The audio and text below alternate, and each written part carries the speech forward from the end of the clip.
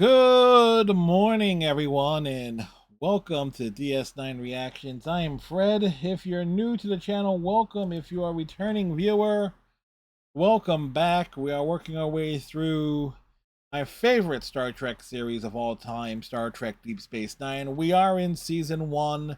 We are reaching roughly the halfway point. There's like only 20 episodes in season 1 in the first season. And if you're, as mentioned at the end of last week, the Move Along Home episode, I'm recording the next episode, which we'll talk about today, we'll be rewatching and having our conversation. The Nagus, back to back, hence the same shirt. Can't quite tell. Well, actually, you can tell. It is a Mass Effect shirt that I've had for a few years, and it's a tally. Barely, you can barely tell. Anyway, the Nagus, another Quark centric episode, and it's a full on Ferengi episode. And if there's one thing Deep Space Nine is certainly known for, is basically repairing a lot of damage that was done initially to the Ferengi at the hands of Gene Roddenberry. It was like, if you go back and look at Last Outpost in season 1 TNG, and to a lesser extent the Battle, also in season 1, the Ferengi basically have come a long way at this point. It took a number of years and appearances, and the fact that you have a central character that's a Ferengi and Quark meant like, okay, this can be explored, because on the Next Generation, in terms of other species beyond just the main crew, you got like all the Klingon episodes and stuff that focused around Worf. But then there's like, you got the other alien member of the main cast. You had Troy, and there was never really true Betazoid episodes, because all of them revolved around Loxana Troy being the Jewish mother from hell. I'm sorry, but that was basically what Luxwana was. And then you had Data, which was like, oh, a species of just one person, and all of and all that entails. Like, now flip this over to Deep Space Nine. So far, we had an episode focused around the Wadi, which is an alien species from the Gamma Quadrant. We had the the Tosk, and the hunt that they are in. Obviously, the Bajorans. Yeah, we had an episode focusing around Odo being like, uh, but oh, but we don't really get much into Odo, obviously, because that's actually more the next episode, Vortex, that dives somewhat into Odo's backstory and what he is as a changeling. We had the episode Dax with stuff involving the Trill. But so there was at least past prologue is definitely a Bajoran episode of focusing on the Bajorans. The episode Dax obviously focuses on the Trill. Uh, Captain Pursuit and Move Along Home focused on the Alien of the Week, the Tosk, and the Wadi, respectively. Like, more so on one than the other, but my point is proven here. And here we have the Nagus, which is going to be a Ferengi focused episode. Possibly also the first time we see a lot of Ferengi on screen for the first time, and it's also I forget the where Rom's voice actually starts, Max Check starts getting more into like that that voice that he would have distinctively for Rom, where he's actually, I believe how he does that, he speaks more from like the back of the throat. You get that movie, well, brother, like that type of tone is like you're kind of digging into the reaching into the back of the throat, because they speak over the false teeth. So Rom starts moving more into the character that he would become with this episode. You know, we could just start watching it. I could just start playing. We could start getting into it more and more. But I like doing the intros and such. What can I say? I mean, I'm having basically a conversation with myself here, But there you go. Station log. It was a Tuesday.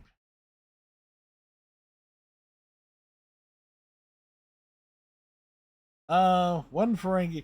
I kind of wonder what one thing you gotta appreciate with the Grand Nagus, he has his own version of Mr. Hom. Those like the dude, the valet for Laxwana. The Nagus has his own valet, and it works better here. And Jake, getting all his data pads and stuff together. We're getting the shoes. What shoes? What surprise do you have for him?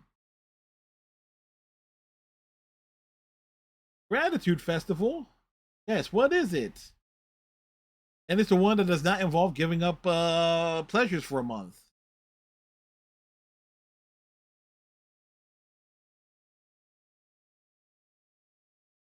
Right after school, he has plans. 3 days? Uh, you don't have to, but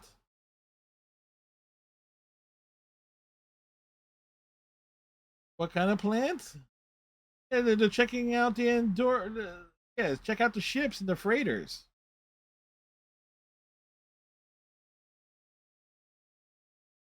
You want to see an anti-gravity tractor? Yes, he would. He has a friend. That's basically it. It's like, yeah, that reaches the point where you don't want to hang with you don't want to hang with your father anymore. Oh, she's cute.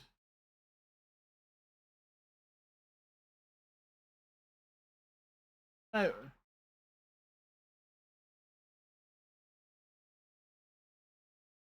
uh, oh, he returned it to her. And like I said, he was dazzled by her beauty, and was the first thing I commented on is like this person that is that yes, she was cute. For ranking rule of acquisition, once you have your money, never give it back. That's basically the policy of every company ever. The Quark was the one who originated tossing folks out the nearest airlock. Most people think it was Javik the Prothean. What's Nog is balancing his homework. Yes, they do.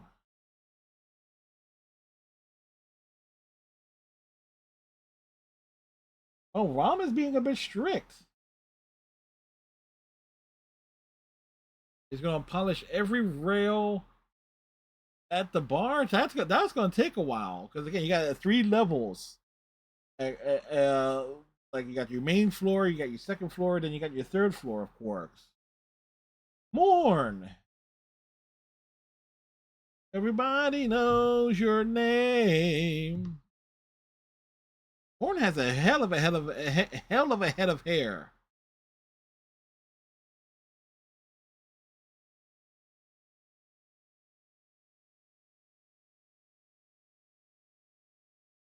Hello, Cracks. Grand Nigga Zek. It's inconceivable that he is the Grand Nagus. Kiss the staff. Yes. Yes. Is he, if he's here on business or pleasure? The answer is yes.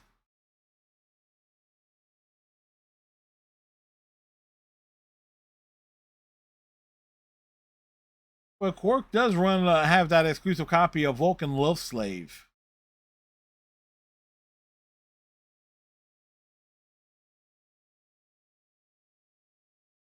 Like, you don't refuse the Grand Nagus.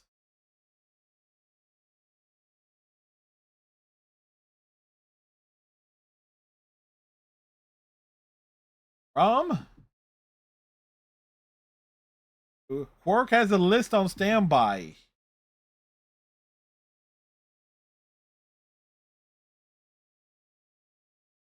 He's going to use all 5. Again, the Nagus. You know what I said at the beginning is like in terms of like a lot of repair a lot of stuff that about the Ferengi that was the damage that was done because of Gene Roddenberry. Yeah, that's the whole bit with the Nagus there, and it's like he's gonna try all 5 programs and such. Is kind of a huge callback to that in terms of what their Ferengi were intended to be. Then again, I could also pull out what Deanna Troy was supposed to be.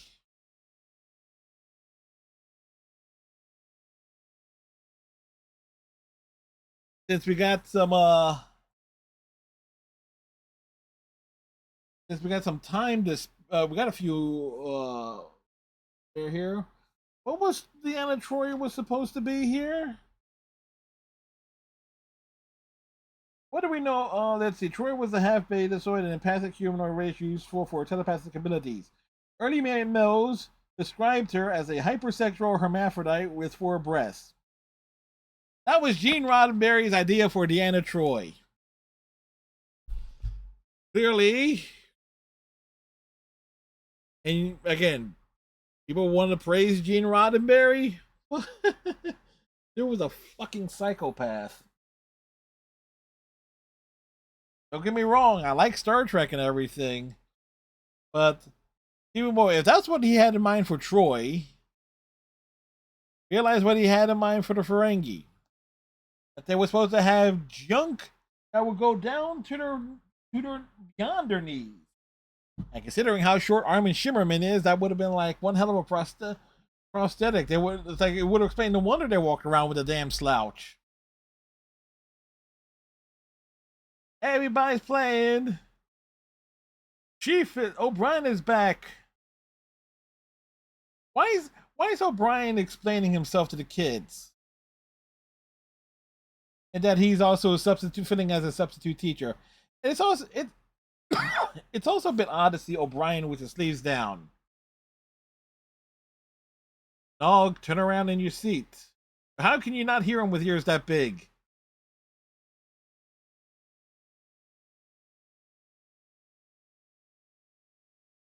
Yes, and then like another 8 weeks on top of that before Kai Wynn has the school nuked. And Jake was getting his homework and stuff together. Ethics? Why? Frankies don't know anything about that. Target my homework.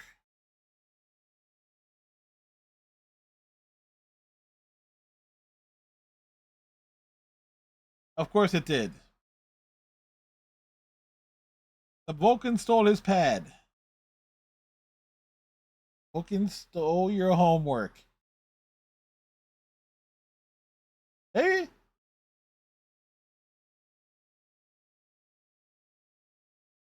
yeah, that's true. It is like, when's the last time you seen an ethical Vulcan? Never. There's no such thing as an ethical Vulcan. Oh, it's like this drag his friend into it.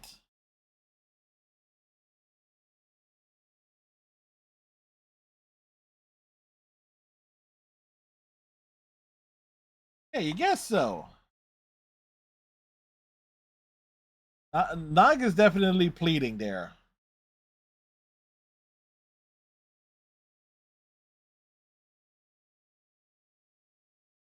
Now, my question is, how did O'Brien get roped into being a substitute teacher? These are the best programs you have, Quark? Inconceivable. Nagus will be done when he'll be done.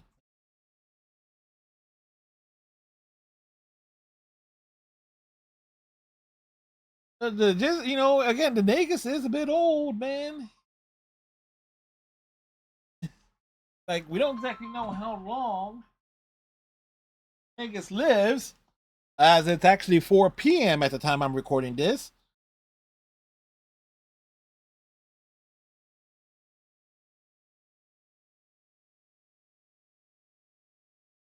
Hey, good question. Why else would the Nagus come here?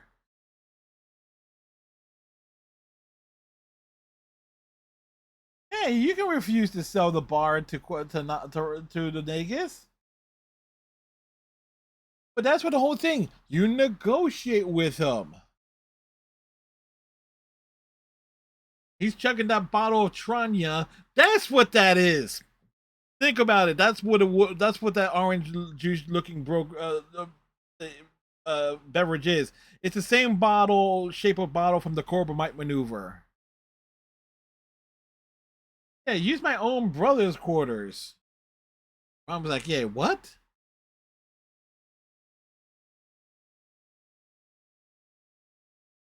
Yeah, invite me to dinner. Of course you'll be honored. If you were not honored, it will be inconceivable. The airlock is jammed again? Jones, go make yourself useful.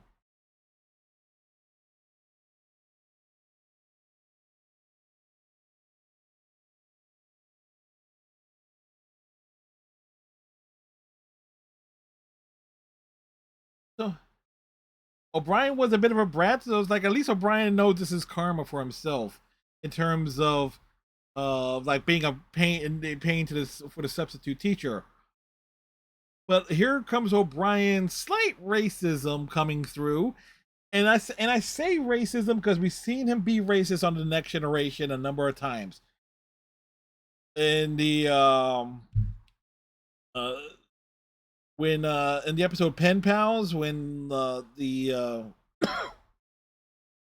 was her name, Charshenka, gets beamed up, he refers to her as that, and it's going to take her to the bridge.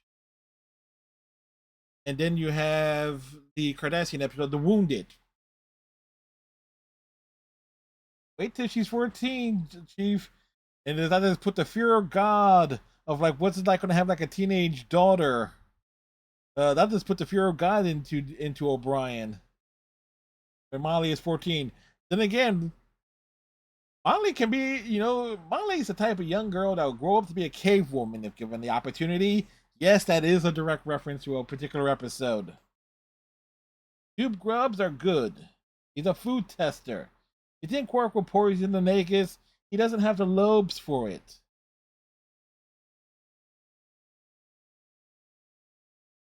It's an it's an interesting little tidbit there that you have the Ferengi using chopsticks. He was finished. He was not finished. Don't take away his food. Wait a second. Yes. There was a Work has his cousin Gala, but we never hear or see of her. I don't remember.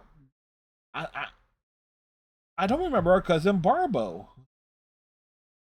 As he states, family does to stay in the way of opportunity. Yes, Quark has brains.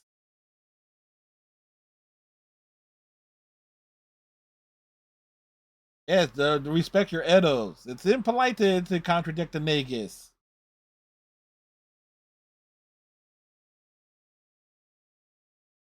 But the bar was already there.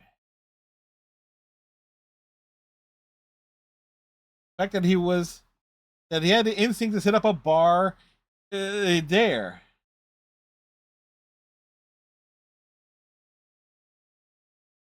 Is boy. Oh, not having to sit on the floor.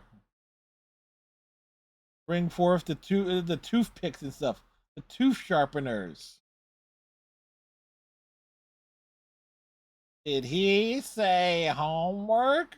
It's inconceivable.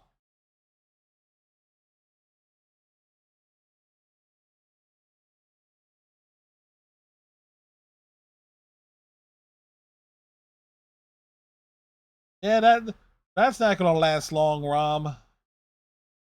Go to your room and no studying. Oh boy, Nog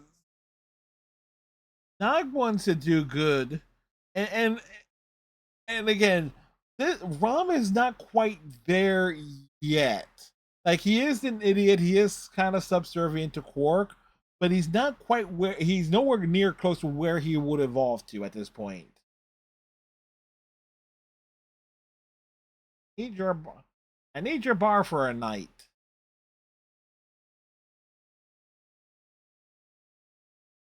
Hey, he ain't buying you out, Quark. So is that 9 o'clock a.m. or p.m., Mr. Nagus? The future, the undiscovered country. Future is here and is bright.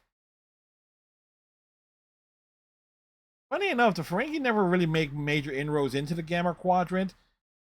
Um,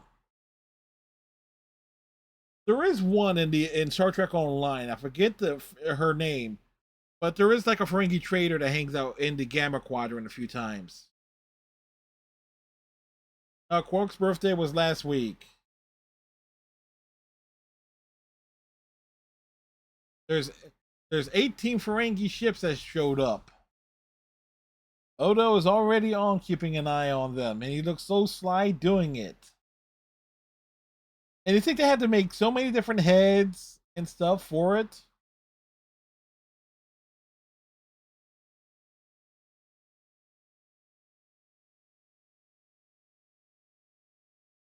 There's like there's a way to you got to lay out the seats in a certain way. Again, he wants to toss Ram out the nearest airlocks. Again, it's Quark who popularizes it. Who's the big dude? Oh, it's Morn. Morn wants to come in for a drink. Can you imagine if that happened in Cheers? Norm showing up at the bar and Sam telling him, "Don't." It's like that we're closed for something.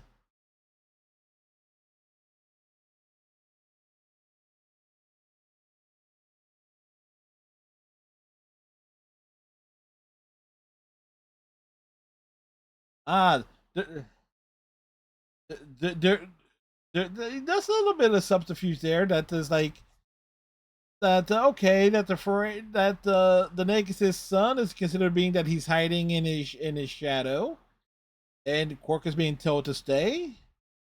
All right, so Quark would just go sit at the bar and everything, or all the heavy hitters, get around the conference table.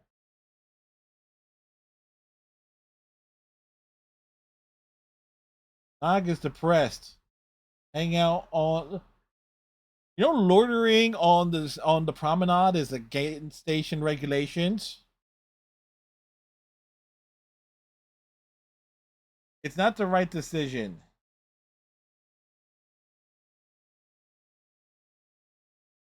Totally belong there, Nog. Yeah, and other stuff. Yes, you are Ferengi. Same wise. There's no profit in it now. There's no profit in it now.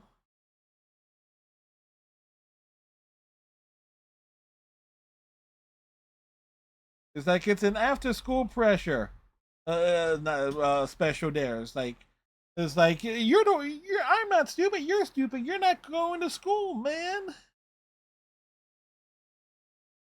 But when you it's a wonderful little thing there that you get these moments that you get Jake and Nog as the B plot here,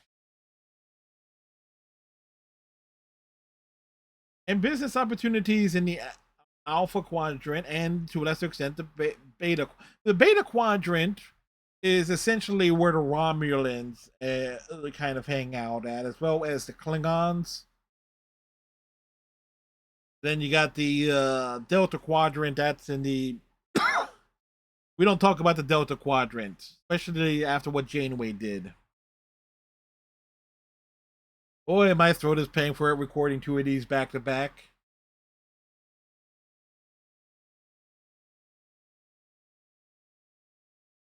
The Gamma Quadrant is a new frontier.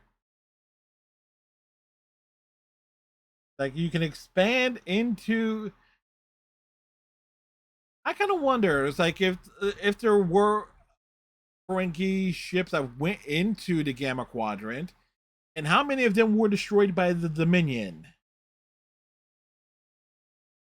How word could be our bond until we break it? It's like, yeah, it's like that's a wonderful thing there.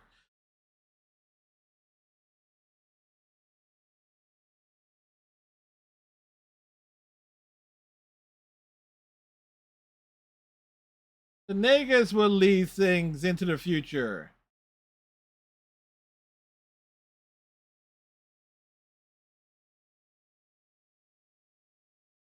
He's playing into his age a little bit.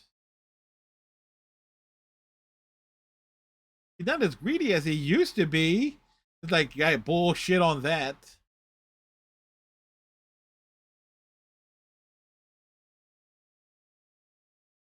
Who? Who is it going to be?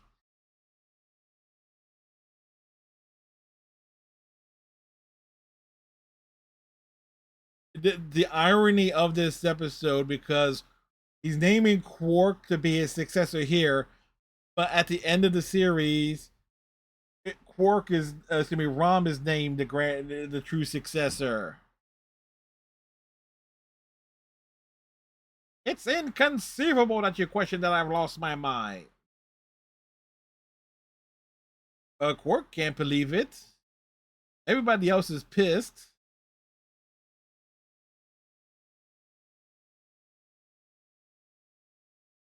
To an extent, Quark would do a decent job, but now's not the time or the place for it.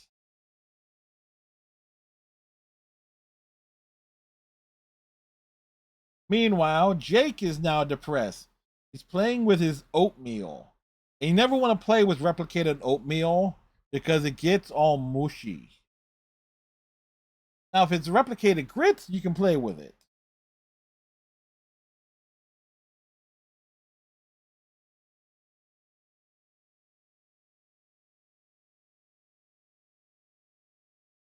Oh, Cisco has not concerned. I can't read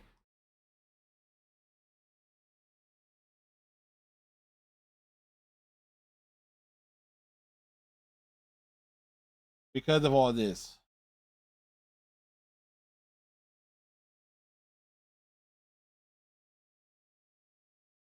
Friends with other cultures, yeah, and Jake is throwing this back in his father's face. Are basically one and the same.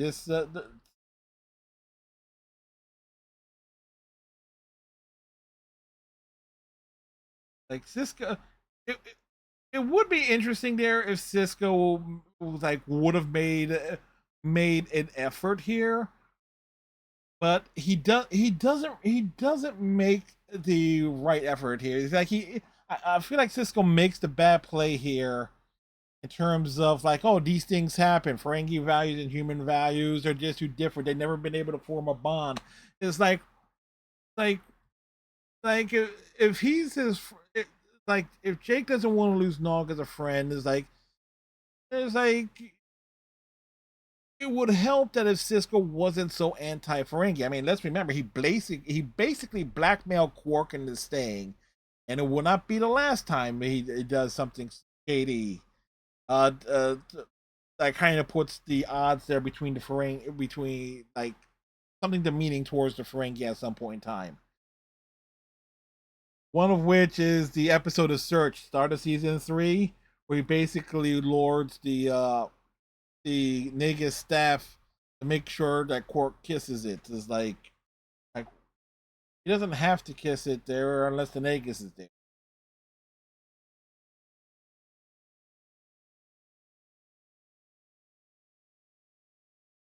Please call me Zach. He's not the Nagus.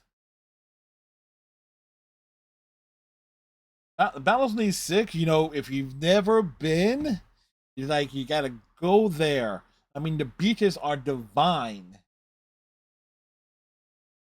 Yeah, see? Yeah, and there's also a savage planet that has a plant that gives some hallucination that make you think you're tripping balls. course, that's a reference to one of the games I'm streaming over my Twitch channel.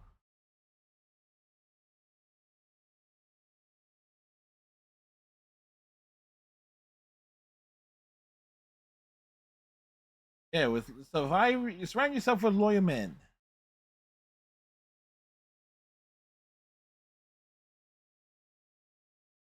Doubt, be ruthless.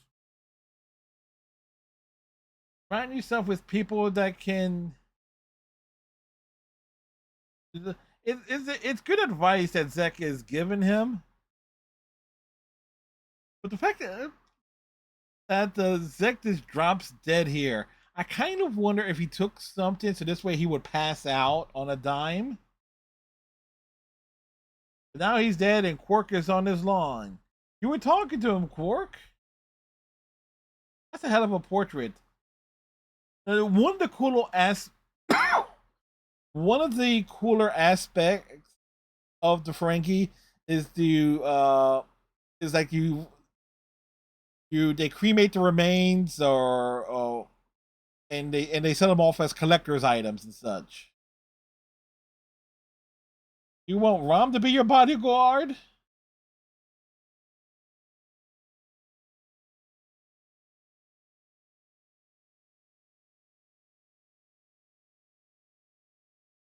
And Rom was actually hoping to get the bar.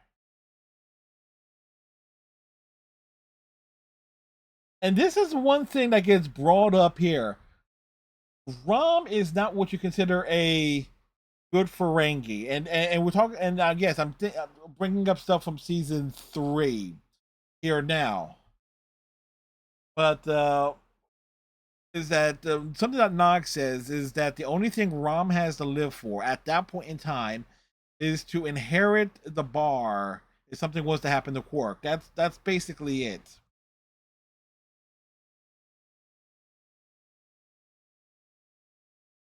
The chronic condition.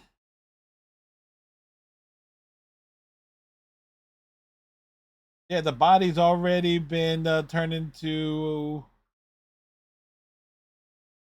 collector items. It's automatically vacuum desiccated and sold as a prize collectible. It's a petri dish. Hey, careful! You paid 20 bars for that.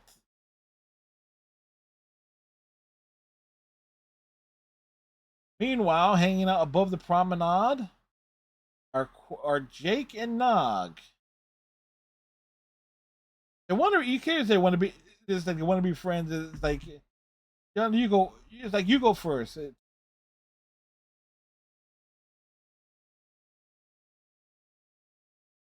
But their fathers are wrong. Like they always had stuff to talk about.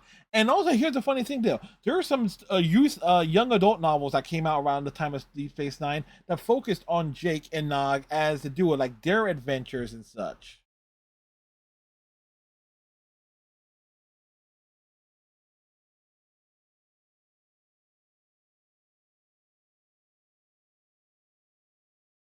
Hey, there are plenty of places to go.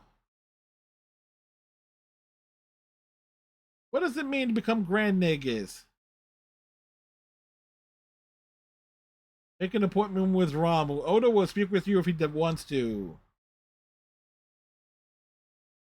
Yeah, kiss my scepter, which is the equivalent of kiss my ass.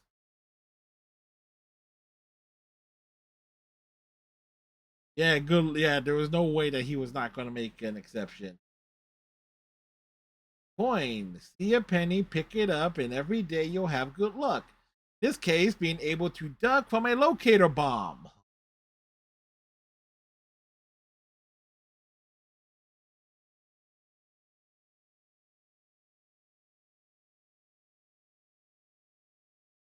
Thorium and Ferengi explosives.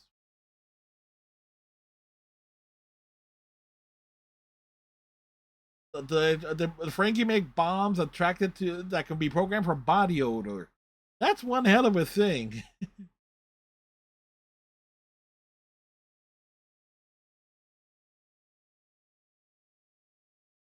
Have a chat. You got to make an appointment with Rom first. And then Cisco sees his son running across the promenade, going, "Fuck." I was hoping they would no longer be friends.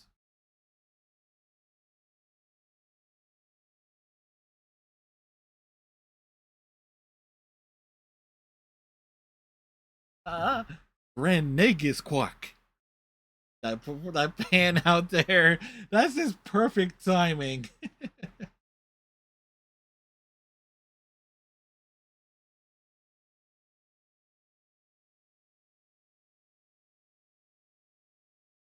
Yeah, everyone is suspicious. Everyone everyone will benefit from his death as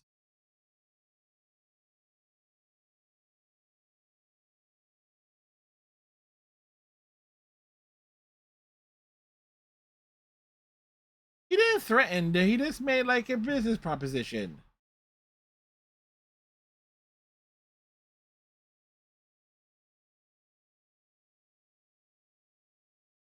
Yes, who would have planted it?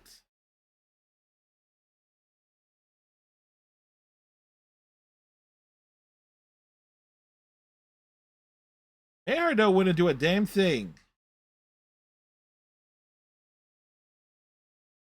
He's like Mr. Hom. He's a valet. He wouldn't do a damn thing.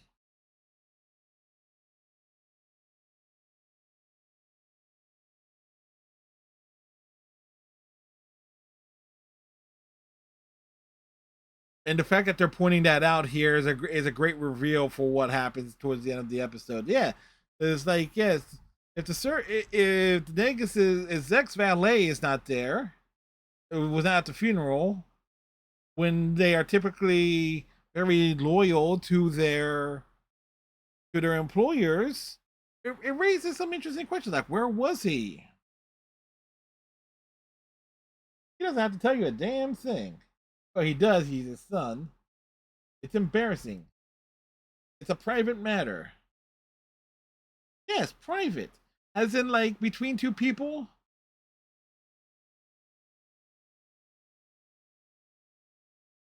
You said mean dinner tonight or dinner tomorrow?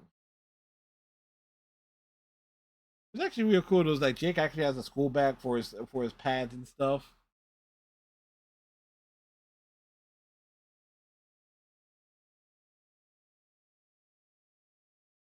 Gouge mining.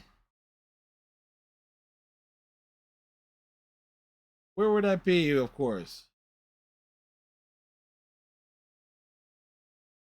Like Syntha Hall to the Gamma Quadrant. That's a hell of a move. Welcome to cue the Godfather music on this scene.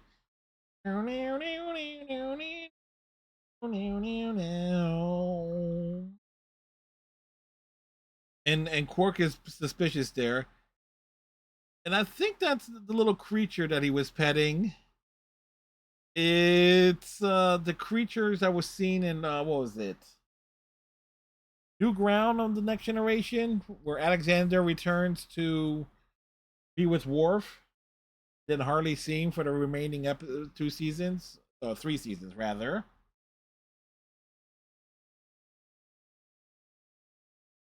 50 50.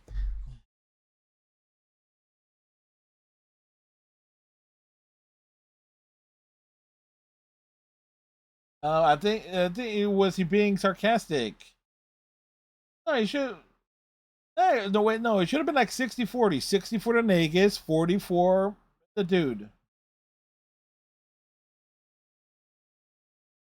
He's weary of giving off his benevolence.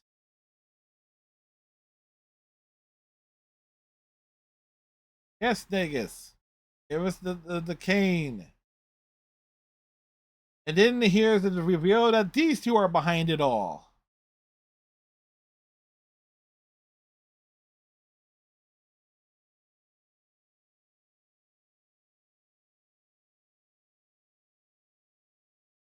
What type of plan?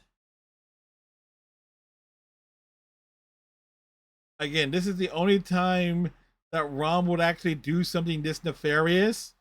Of course, there is a time that he will happily allow Gnosticans to beat the crap out of Quark.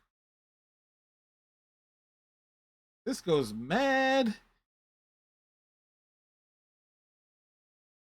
Jakarian chest. Now it's like he's throwing that ball into that glove so hard that he's like he'll break his own hand. I like the fact that Dax actually grabs a chair and sits around it backwards, like so that she's leaning against the backrest. It's actually a cool thing there, especially when you consider how tall Terry Farrell is. She's been a parent 5 times, 3 as a mother, 2 as a father, and parenting is terrible no matter which way.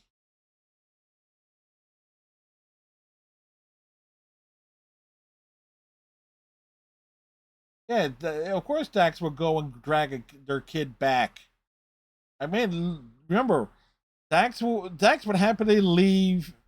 Says she would have left Cisco and Kira behind if the situations were hurt. Nice catch. And now she gets to dig into the stew, and that stew looks good, man.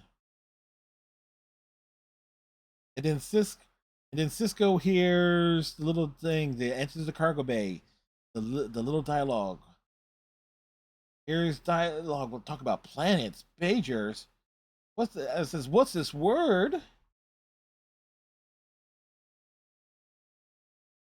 Remember, Jake said one thing that was key earlier in the episode. Jake said that Nog can't read,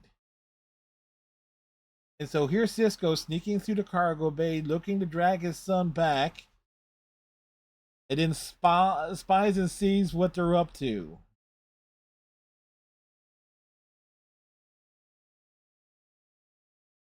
So the question is, though, Nog could possibly read like Ferengi, like menus and stuff, but is he teaching?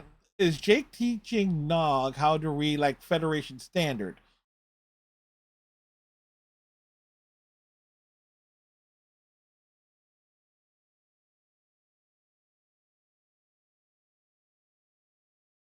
And oh, hell of a plan there, saying that the Nagus went to the other side of the wormhole and started open negotiations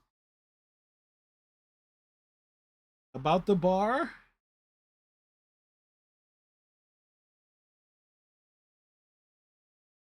How it was meant to be. Yeah, that kind of like sets the relationship here of what Ron intends to do of flushing Quark out the airlock, and again down the road where he basically and was the episode Bar Association where Liquidator Brunt shows up to have a couple of Nausicaans beat the crap out of Quark as it was to send a message to Rom.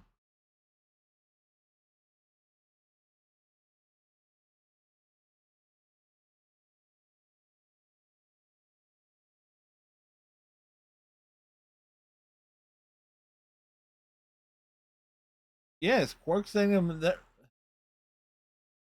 Quark trying Quark having some thoughts like let's bring a girl along, it will make me look better, and then gets talked out of it.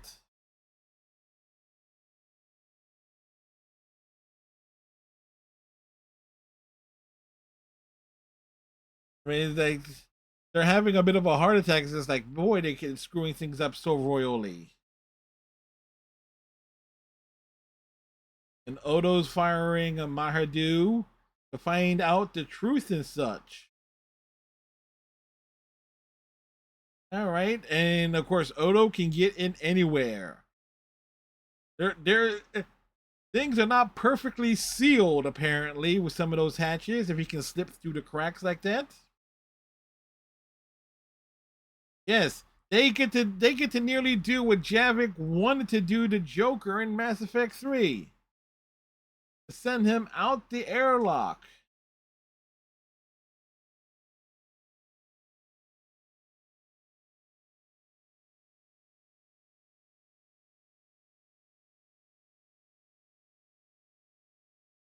Take a wild guess what they have in mind, Quark.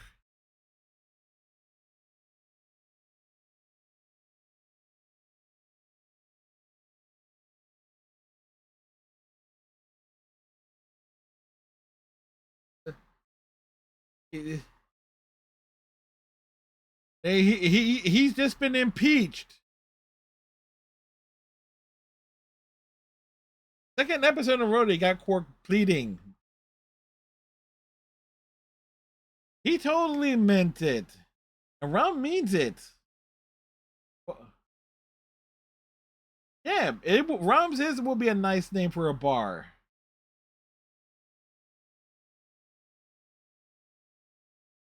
Who would do it? The tension is building out right here.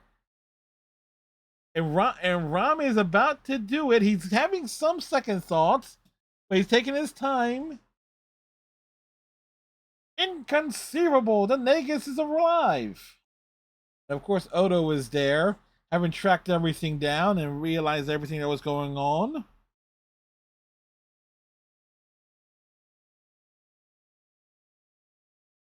No, he's still alive. Oh, he put himself into a trance. Wonderful. And like I was thinking, like he took something to put himself under. So that's a nice little thing. And it was a test for his son to see if he could succeed him. Grab power, you accumulate it quietly without anyone noticing. That's the Ferengi way.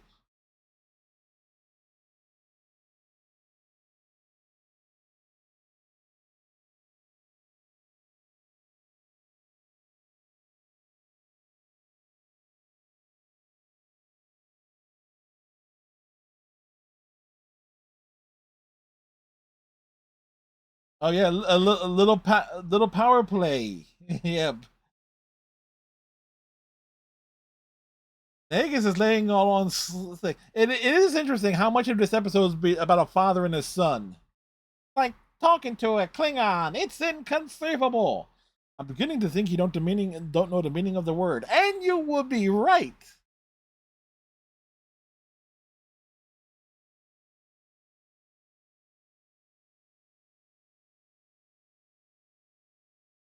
I think you'll be the Grand Nagus for at least another 6 years. Heck.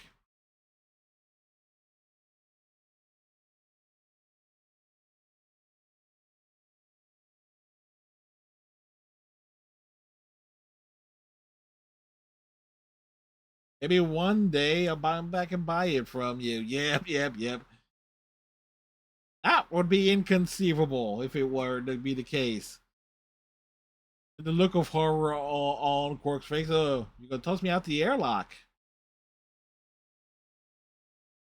Forgive me, brother. You, father. I didn't think you had the lobes. I didn't think you had the balls to do it. Again, keep in mind the episode Bar Association, which is like 3-4 seasons down the line.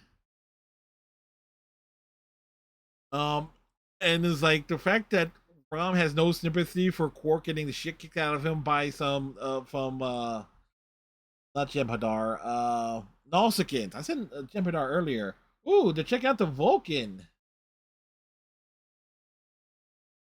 Those like holding your jump stick there, Nog. Uh-oh.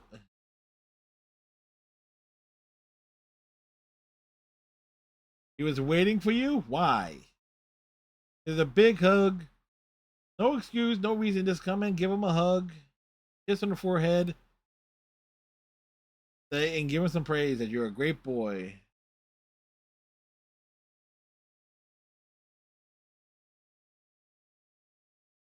Like Cisco didn't want to tell him that, like, yeah, he saw. It's like, yes, it's like Nog is not a bad influence on Jake. Jake is a good influence on Rom. Excuse me, on Nog. Words, words and phrases and stuff here. Oh boy, let me tell you something. Recording two of these back to back is not easy, especially when it's like because throat starts going a bit dry there, and just riffing and talking off and pulling whatever retrieval you hear. This is a fun episode. It does a lot to establish things of how things work in the at least in the upper echelons of the at least the Ferengi like hierarchy. Got your Nagus is basically the Godfather. You have all the business leader stuff, his lieutenants and things, guys who are major players in the Ferengi. It's like, and looking ahead is like, think about like, okay, expansion into the Gamma Quadrant. Of course, the Ferengi being the only true on-screen business-minded society seen in Star Trek at this point in time, because the Orion Syndicate is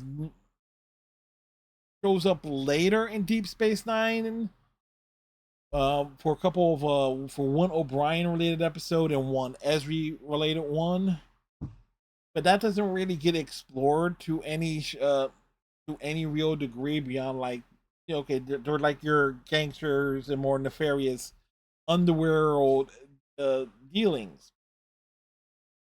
The Frank, but it does a great episode. It's a great episode. It certainly establishes the type of relationship that Quark and Rom have.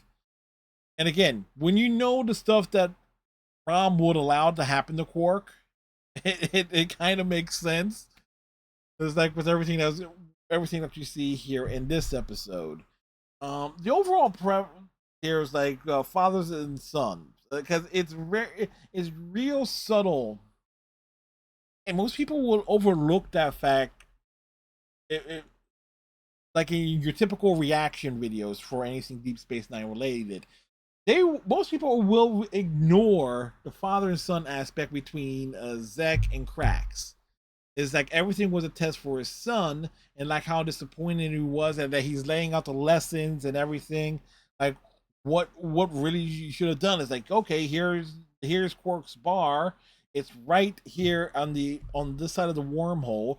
You can set up shop here and like gather information, any species and stuff, or anybody who's coming back and forth from wormhole. You pick up pieces of information and you start building a network through that.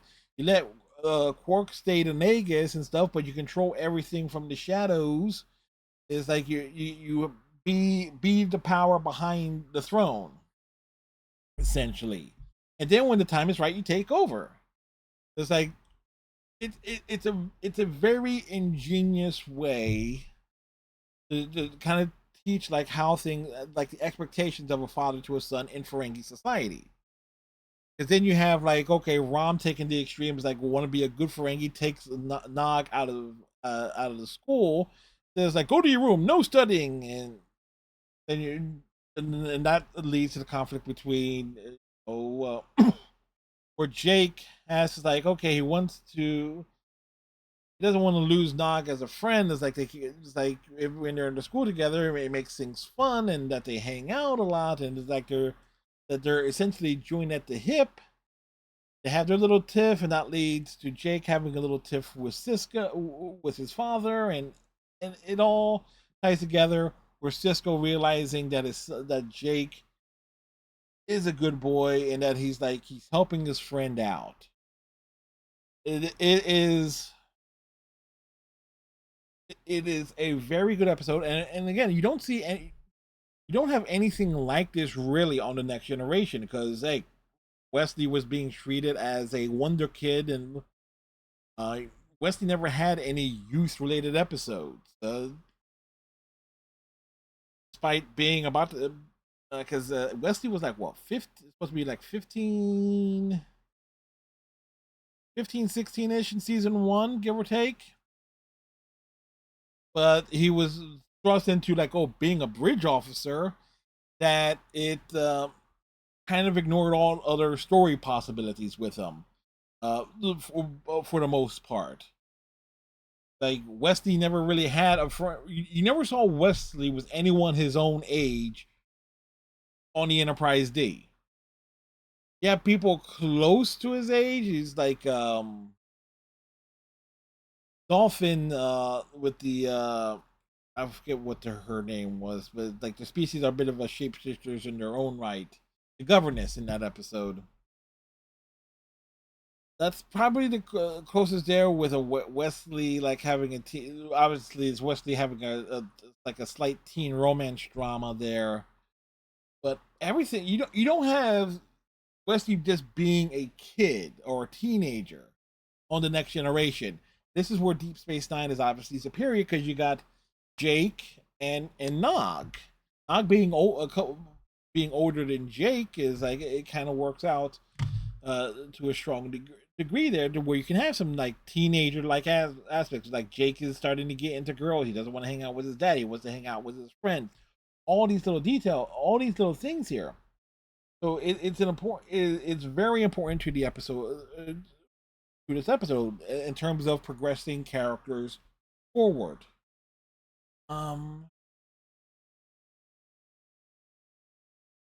O'Brien kind of comes across again a little bit racist. It's like if it was my boy, I wouldn't allow him to hang Jake to hang out with Nog. But Cisco put into fear into it, was like, wait till he has to deal with Molly when she turns 14. It's like when she starts become interesting in boys, it's like the color of the community is like portraying like that realization that he would have to be doing this and be an overprotective father for a teenage girl down the road was just perfect there. Again, overall fine episode. Oh boy, I am not going to record a third episode back to back here. So we will, but next week obviously will be the Vortex, the next episode, and I know that episode deals with is more of an Odo centric episode, and there's quite a bit to unpack in that episode as we go along. So with that said, tighten your friendship bracelets, stay safe, like, comment, subscribe, all that good stuff, and we'll see y'all in the next episode. Bye.